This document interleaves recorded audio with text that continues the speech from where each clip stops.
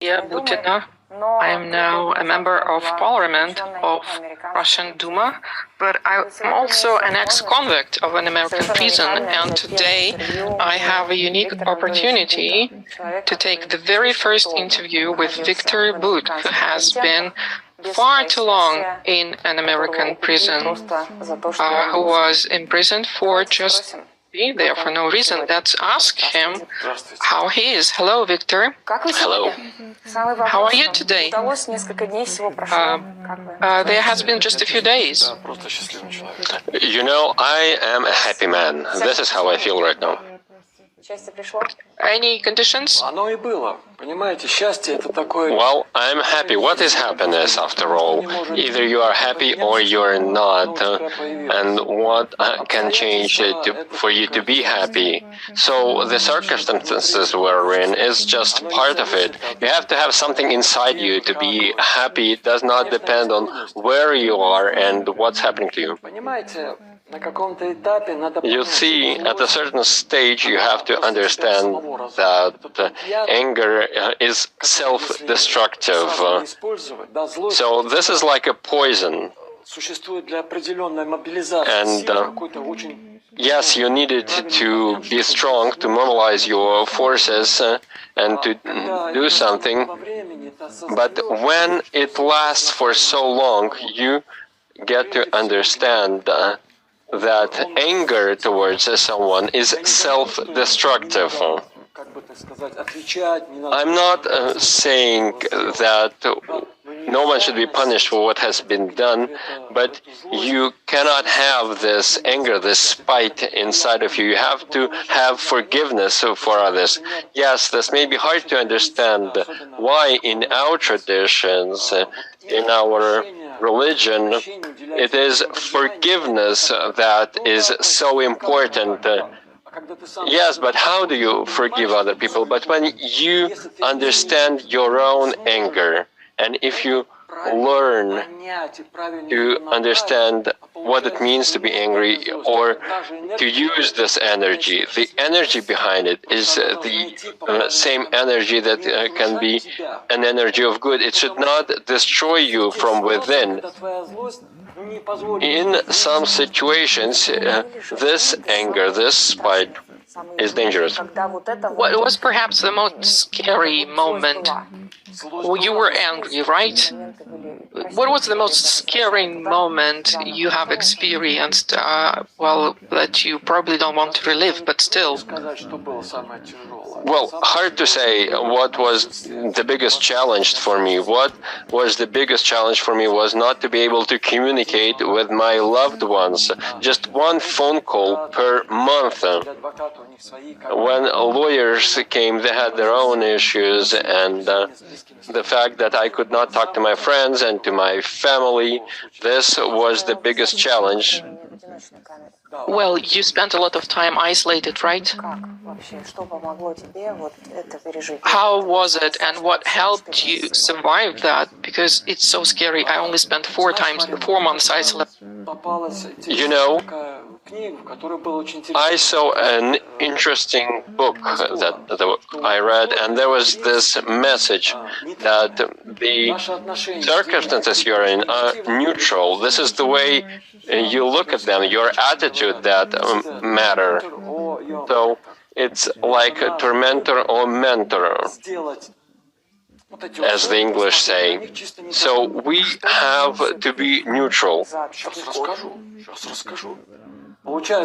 So let me tell you what I've been doing there. So you get into the cell and they close the door behind you. You hear this key turning and this light, this poisonous light in New York, for example, and there's this MCC block in the prison, and where the smallest windows are sealed so that you cannot see anything. So they deprive you of everything so that you are unable to see anything.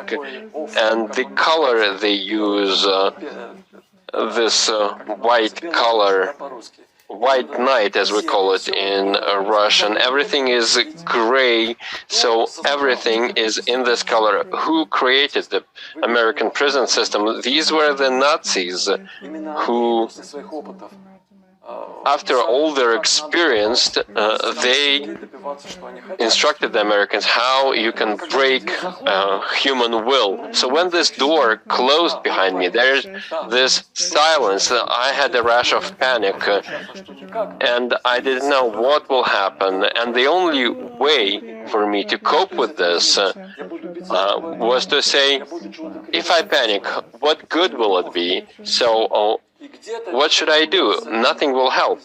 And so maybe this is some kind of a genetic memory, something in our blood. I don't know where it came from. It just happened to be inside me. So I just let my heart do its job. I just started not just lying there and staring in the ceiling. You know how I started my day? For 5 minutes after waking up, I would laugh. This would be a hysterical laugh. So at first it's very hard to make you laugh at this situation, but then you understand what happens and it warms you up. After laughing for 5 minutes, so your hormones, they just make it impossible for you to be depressed. So when you start your day by laughing for 5 minutes at yourself, at this whole situation, for example, this is what the Buddhists, what people in India do. So this is like a game, and you get to understand that this is a game, and when you treat it as a game, it turns everything upside down. And with this approach, you start smiling and laughing, and this is what gets them mad. When they see that you are not going, your hair is not going white, you are not pulling your hair out of your head, you are not trying to write on the walls, on, you know, all these stereotypes about prisons, and they see that you're always polite, and sometimes they don't bring you a meal, they don't turn on the light, and then they open your cell, and the captain opens it, only he has the key. Even the guard cannot open the door to give you a meal. So you can spend a whole day without a meal, and then they bring it to you in the evening and they tell you sorry. And this is how it happens. So this is reminiscent of the Nazi experience. So this is not a coincidence. And what was the food like? The menu was standard, it never changes. For all these 12 years, in fact, I think there was a hamburger on Wednesday, there was French fries, and on Thursdays there was chicken, this slice of chicken with these bush legs. And what size was that? So I will not say it on camera how I felt about it. So when I talked to those who headed these services, he said, "What are your complaints?" But I told them, "Have you tried this?" "Well, so what?" they would say. What is there to dislike? You just can't eat this. So this is inhuman. I've spent 2 years in Thailand in a prison. Well, it was horrible and dirty, and there was nothing to do there, but at least you could order any food you wanted. So if I want something, I could order it. So they would ask me, "What do you want?" But here, can you imagine this, Marina? For 10 years, I could not eat garlic or strawberries or parsley, for example. So when I was alone in the cell, I lost interest in food. I was becoming thinner and thinner, lost a lot of weight, and I just become disinterested in food. I was started starting to force myself to eat, because I understood that if it carries on like that, I will be just exhausted. So I lost a lot of weight, a lot of muscle mass. And how did you make yourself eat? Well, I knew that I had to.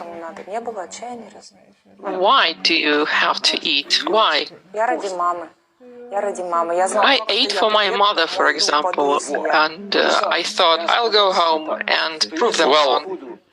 This is what I told myself. If I'll be sick and weak, if they break me, this won't help anyone. My mother cried for several years. I couldn't even talk to her. And I understood that the only option was to make sure not just to pretend, but in fact to be the man you want to be. And for that reason, sometimes I did not have enough time. And it was really strict for me. I started learning languages. I started learning foreign languages, and I had time, and I had good textbooks, and I was able to use this time and to benefit from it. I did study languages too, I understand. Let's talk about your case. Tell me, what did the Americans want you for? Why? Well, I've kept thinking about this too, in fact. Well, a normal person would think, why all this circus? And something was supposed to be happening. Even during the trial, the judge said that I haven't seen anything. Why you accuse Viktor? He is a normal businessman, and many business people, they act this way. He did not do anything illegal, but since we have laws and... So you had a company that transported, a shipping company, goods, right? Well, if you leave, for example, you fly from Europe where there is police, there are customs authorities, and then you arrive in Africa, and then there are government agencies there, and they receive the cargo over there. It's just like putting in prison all the taxi drivers, for example. It turns out that they served a drug dealer, for example. So what's all the noise? Why was it? Marina, what is happening to me happened to my country. I was probably like the first testing sample, like in a lamp. So they tried this experiment with me first.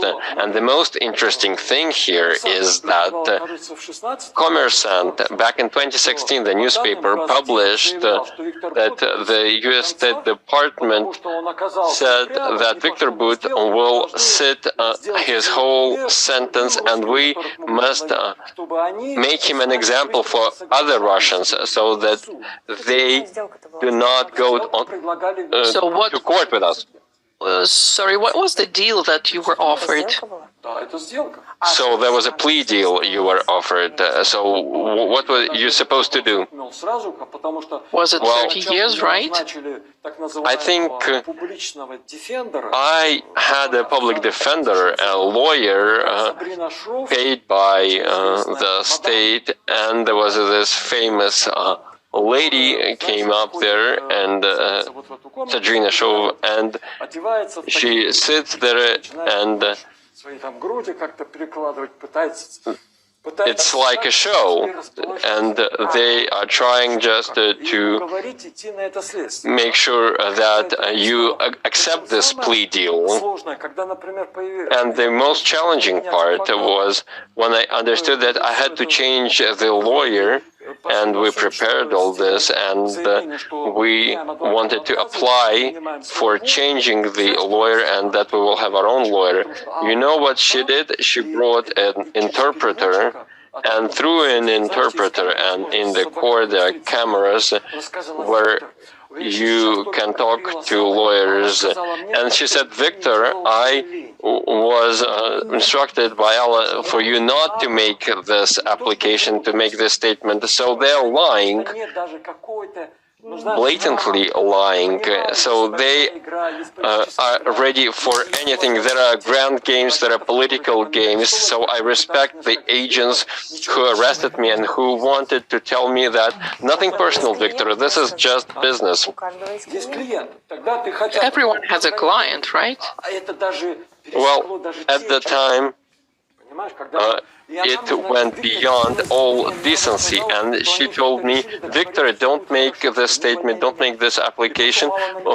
Allah instructed me for you not to do this, and I saw my wife in court, and I learned that she was manipulated. How can you trust this system when it works against you?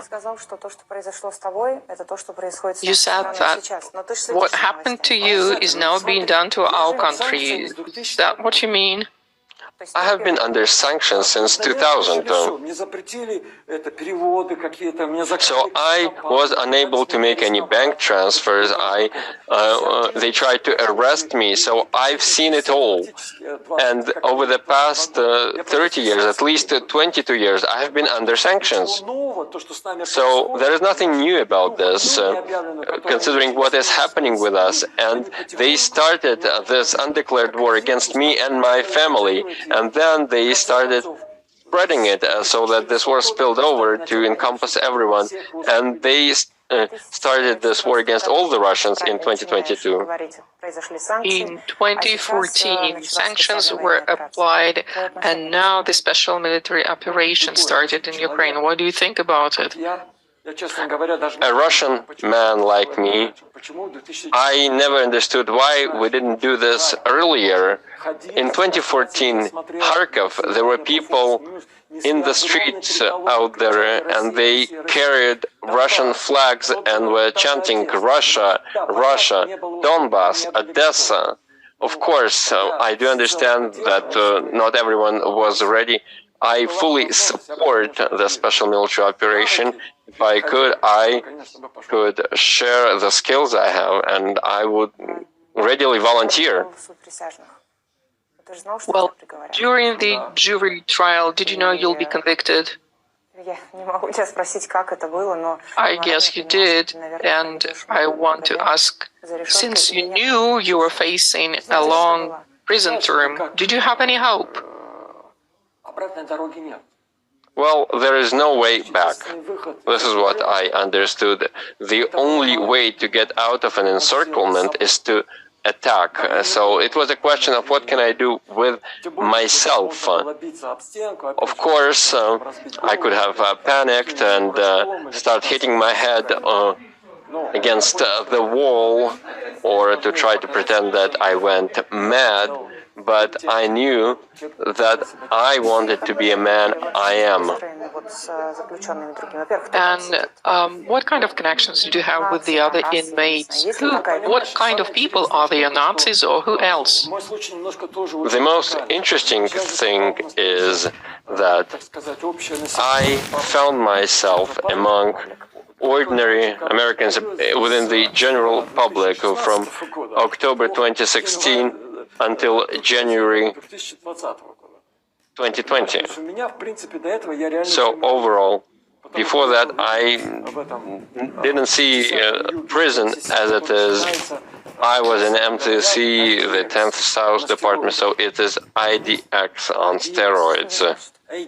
What does it mean? Как там все выглядит тогда? То есть ты сидишь в камере целыми днями, тебя выводят на прогулку, ты не видишь других людей? Ты никогда не видишь никого. So you don't see anyone. Once a month you get to make a phone call home. Only a lieutenant can open the hatch so that you get the food. When you're escorted somewhere, you are not just handcuffed and your legs are in shackles, but you are tied all over, and on your cell, there is a note that three men have to hold you. So I would just say that thanks for not just using a stick on me like a dog. And that time that you spent with the general population, how did people treat you? When I was in prison, there were black people and Latinos. What was it like for you? Well, you know, in Marion, most of the inmates are African Americans, and there were quite a few Latino inmates, and there were very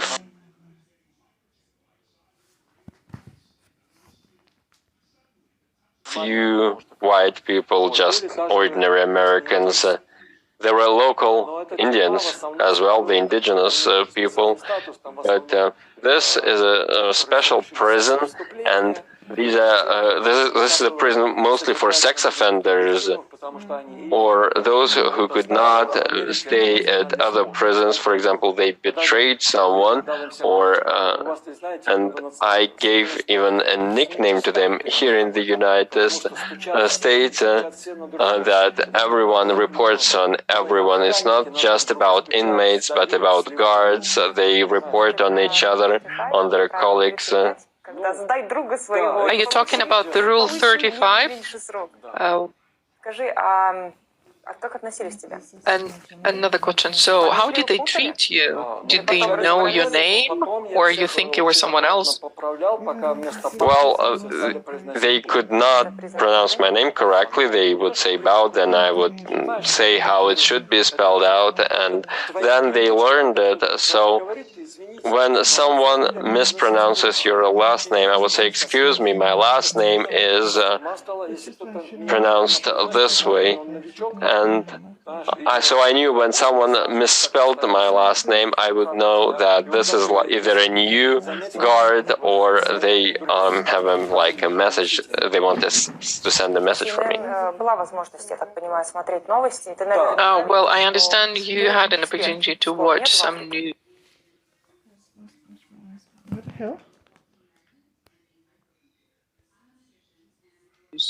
And you are an expert on Africa, so you probably saw that West is going back to Africa and it's part of the conflict with the East. So the situation we're in right now probably deserves a separate conversation, so I have a lot of thoughts and observations that I can share. I tried to read anything I could get my hands on, all the interesting materials I could acquire, and there were people who helped me and who sent me a lot of stuff.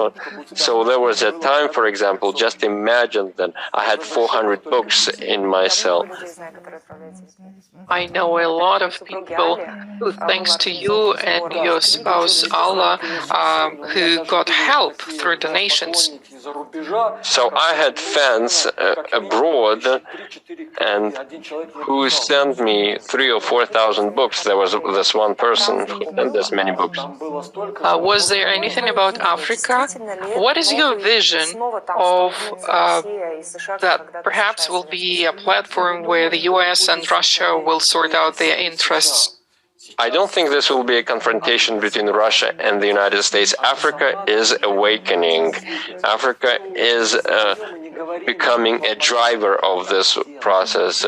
We're no longer telling them that this is the way you must act. We must listen to them and help them, because now it is all clear. What is going on in the West is suicidal for civilization, and if this suicide cannot be prevented in the non-Western world, so not in the Anglo-Saxon world, outside of it. So this will be suicidal for the entire planet. And this is happening in all sectors and areas. This is about drug trafficking, and there is this the LGBTQ plus issue. For example, in American schools, for example, first-year students, for example, in in the first grade, children are told that there are 72 genders, not just like gays and straight people, but 72 genders. And this is what is set forth in their curriculum, so that a boy can be a girl, for example, so he can wear a dress. Were there any transgender cases in your prison? So this is just like an example.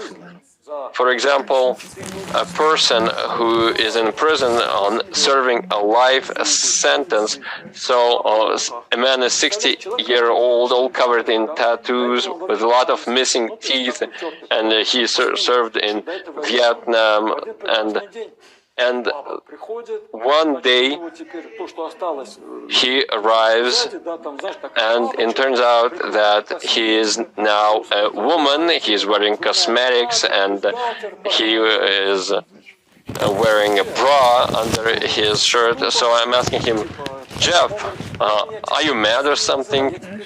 And he tells me, I'm not Jeff anymore, I'm Jessica. And when I saw this, I thought that this was some kind of a joke. But then I understood. And you go to a store and you see a list of things you can buy, female panties, cosmetics, all various cosmetics, and you see that guards, they understand this, and they're just perplexed by all this. Why is this happening? As soon as you sign up for this, you get a lot of supporters. You get money transfers, people start calling you, people start visiting you, because this is how it works in the United States. In 3 or 4 years, you don't have no family anymore, no home. So about 800 people, all they have left is the prison, and all they can do is work there. And I worked in the labor protection department. So what did you do there? So I worked in this small department on issuing various PPE and checking the documents and disinfection and sanitation, fire extinguishers, and so I worked in this office, and I could read a lot. I could get to understand how the system works. So this was a unique experience. How much did they pay you? They paid me about $40 an hour, but this was just a few hours per day. So it was a very interesting experience. I did not treat this as work. It was an opportunity to see how the prison system works and how. So I had to check all the fire extinguishers, for example, every month. Were there any accidents in prison while you were there? So even if there were fights, they were just for show. Were you ever in a shoe? No, never. I always knew the better of it and were able to avoid this. For example, there could be some punishments, so I would be deprived of my right to phone calls and all. It has some special name, right? They use some terminology. Yes, indeed, the language is quite special. So I've talked to one of my acquaintances there, and he told me that all of these words and terminologies, like checkdown and lockdowns, they come from school. So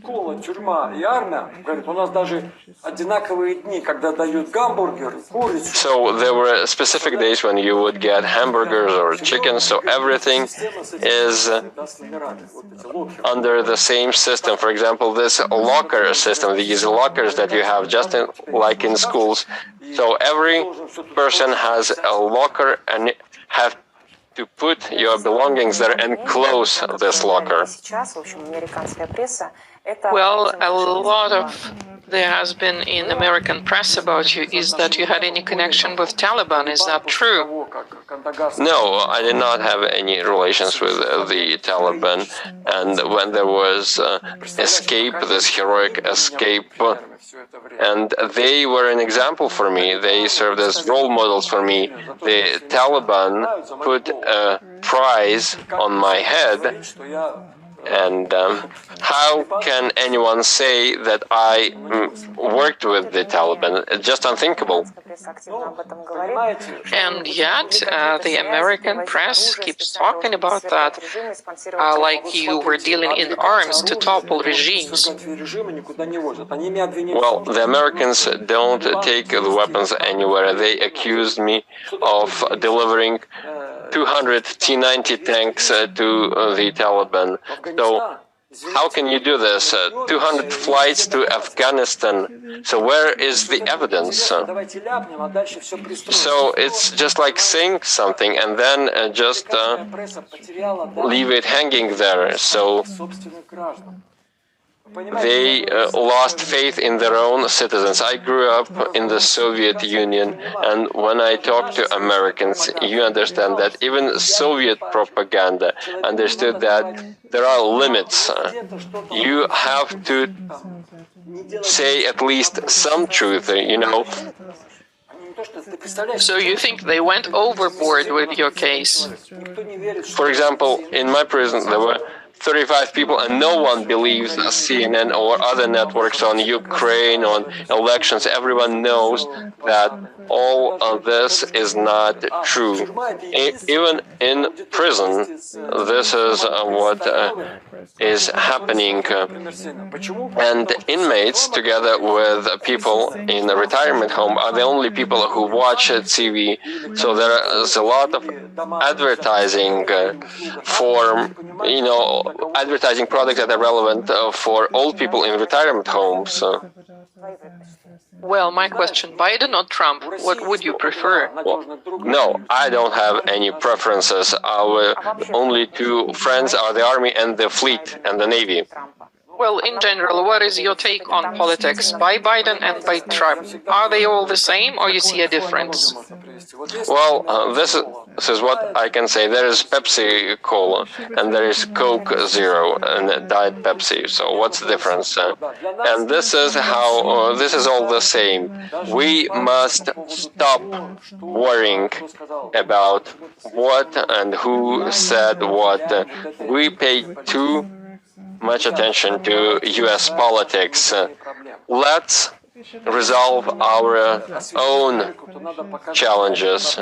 So the real problem for the United States is are drugs. For example, there are so much drugs, cannabis and cannabinoids in US prisons. So is it illegally smuggled? There are no tests there. So they just smell it, they put it on fire, and they use some wire, and then they inhale this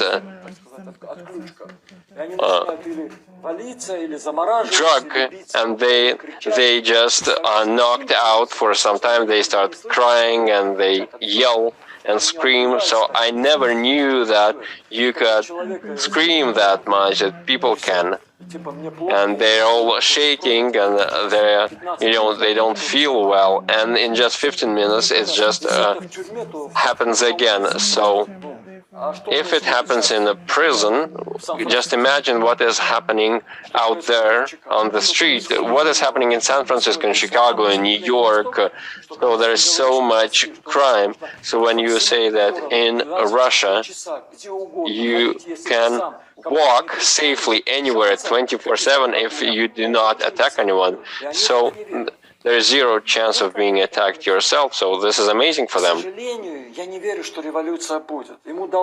I don't believe that they'll have a revolution in the United States, if you ask me. So they've been able to keep it under control despite, for example, all the drug issues and all the overdoses. It is all according to a plan. When young people become drug addicts, they lose their will to do anything. So there will be a revolt, people protesting? No. You see, the Hollywood film industry has just become the propaganda mouthpiece of the Washington elites. So they are trying to show you a beautiful picture, but in the subconscious, this is like they're programming people on the mental level. So the American people, they are victims, maybe even more than other countries. And the most horrible thing, and in the past years, just look at what they did with this January 6th revolt. And they've put in prison more than 1,000 people, and they haven't killed anyone. Yes, there were some confrontations, but look in Bishkek, for example. They've burned down the parliament building so many times. Is anyone in prison? Now everyone who was arrested in the United States, they will get at least 15 years in prison. Have you watched the films? Do you think you were a victim of Hollywood? The film Lord of the War? So when people ask, what do you know about Viktor Bout, they say, well, I've watched a movie. And they say that we do not even have a translator. My mother, who visited me in MCC, she was taken off the list, and I was told that this is not your mother. And they said, we have these documents here that your parent is Amina, but where did they get this? So, in my prison documents, my parents are from the Lord of War movie, in fact. So this is how professional they are. So they know how it is. What are your plans now? Well, for now, I'm just enjoying this moment to be with my loved ones. I'm enjoying the snow and the freedom that I now have in the United States. This is like a reverse racism, being a normal person and to want to have a family and who wants to love. It's very hard to be a person like that in the United States. And, well, I want to wish you to come back to life in every sense. Overall, I'm very happy. I feel great. Well, I do need a medical checkup, maybe. I need some dental work. I lost almost 6 teeth. They just pulled them out. They do not offer any treatment, so all they can do is pull your tooth out. We had a very good doctor, but he was fired because she started treating teeth, not pulling them out. Have you ever heard of Brittany Griner? Have you heard any rumor of this swap coming in? Well, the most interesting thing, when they showed her arrest on TV, one of the inmates came to me and told me, "This is your ticket back home." And other than that, did you know anything? Well, I knew that she is a basketball player. Did you have a feeling that it will happen soon? Well, you know, what I've learned from this experience is not to have any expectations. When you don't have any expectations, it just comes as a surprise, and this makes you happy. Otherwise, you don't get this feeling. So you can be disappointed. So I decided, for me, that just live without any expectations, live just in this moment, and we will succeed. So when you got back, how did the Americans treat you? Nicely or not? So this is an amazing story. When the marshal came, he was respectful. Of course, there were handcuffs. They put me in a car. Well, at first, I was handcuffed behind my back, and they said, we just wait. And in 15 minutes, we arrived, and we were just sitting there. We started talking, as it usually happens, and word by word, I asked them whether I could use the restroom, and then they offered me some water. We waited for the airplane from Marion to DC. So they put me in the plane, and the flight was okay. Then they had this room where you have, some kind of an arrested person for drugs or anything. They did not close it. There was an agent sitting on a chair and just reading something. And he addressed me by the name, which is nice. And just before I left the prison, just like with Yaroshenko, for some reason they left all my belongings behind, and the marshal said you take your belongings with you, but the prison did not get this information, so I could not take my photos or my belongings with me, so we're trying to get all this back. But I could grab the newspaper, so I had some Russian newspaper, the Komsomolskaya Pravda and the Rodina, my favorite magazine. So when I was waiting for these 3 or 4 hours, I could read them. And when we entered the airplane, and the agent told me, they freed me from the handcuffs, they sat right beside me. When you were there, did you exchange any comments with Brittany Griner? I think she wanted to shake my hand, but considering our traditions, we have to wish everyone to offer the best wishes. Was she forthcoming? Well, in fact, you could feel that she was really positive. Is that true that you had the portrait of Putin on your wall in prison cell? Yes, why? That's true, and why not? I'm proud to be Russian, and our president is Vladimir Putin. And when I'm asked about Putin, you remember the scandal with Navalny, for example, I said, well, you don't know who Putin is. He not just enjoys trust, he has my personal trust for what he said in 2001. In just 6 months, it became reality. And any statement he made, just look at this, it happens all the time. And who do you think you owe your freedom to? Well, probably to Russia as a whole. Everyone who loves me and who supported me. I received so many letters from across the country, Kaliningrad, Khabarovsk, Blagoveshchensk, just people I never knew, the people I went to school with from Germany, that I received postcards, and just people I never knew from Ukraine. I got letters from Ukraine as well. I always tried to answer these letters, and I would like to thank everyone who wrote to me. And a lot of Russian-speaking people in America wrote me letters, and in Canada, people, they also sent me books, and they offered me any assistance they can give me. So I was proud to be a Russian, and I know that victory will always be ours.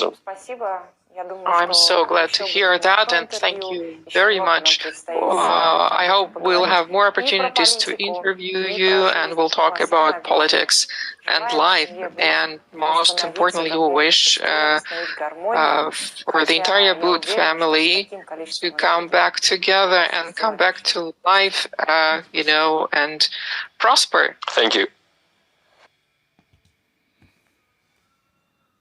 Здравствуйте всем, меня зовут